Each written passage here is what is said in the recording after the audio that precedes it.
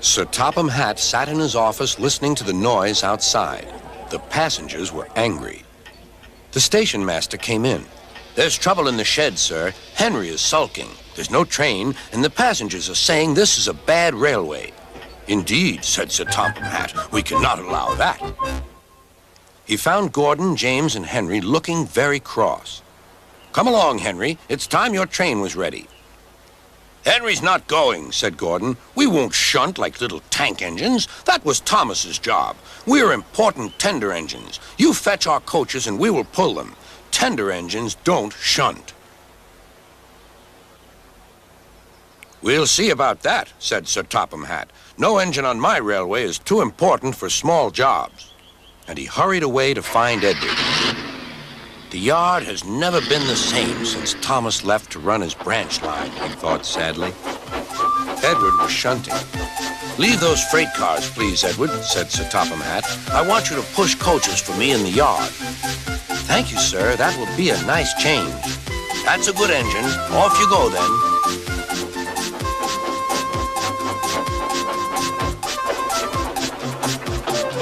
So Edward found coaches for the 3 engines, and that day the trains ran as usual.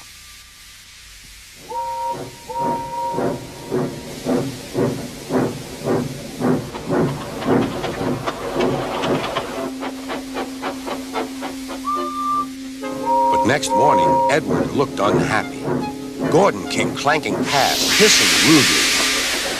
"Bless me," said Sir Topham Hatt. "What a noise!" "They all hiss me, sir," answered Edward.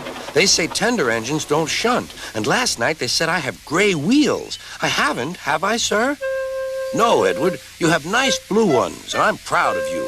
Tender engines do shunt, but all the same, we do need another tank engine here."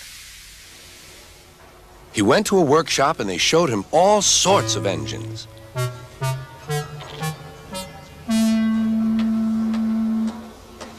At last he saw a smart little green engine with 4 wheels. "That's the one," he thought. "If I choose you, will you work hard?"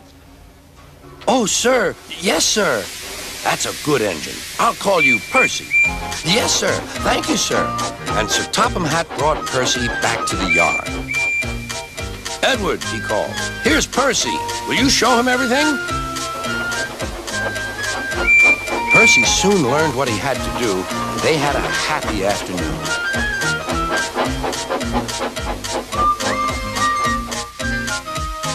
Then Henry came by, hissing as usual. "Whoosh!" went Percy. Henry jumped and ran back to the shed. "How beautifully you wheeshed him," laughed Edward. "I can't wheesh like that." "Oh," said Percy, "that's nothing. You should hear them in the workshop. You have to wheesh loudly to make yourself heard."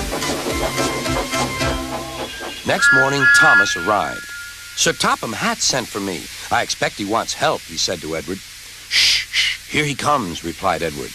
"Well done, Thomas. You've been quick. Listen, Henry, Gordon, and James are sulking. They say they won't shunt like little tank engines. So I have shut them up, and I want you both to run the line for a while." "Little tank engines indeed," snorted Thomas. "We'll show them. And Percy will help too." "Oh, sir. Yes, sir. Please, sir," answered Percy. Edward and Thomas worked the main line, greeting each other as they passed by. Percy puffed along the branch line. Thomas was anxious about Annie and Clarabelle, but both driver and conductor promised to take care of them. There were fewer trains, but the passengers didn't mind. They knew the 3 other engines were having a lesson. Gordon, James, and Henry were cold, lonely, and miserable. They wished now they hadn't been so silly.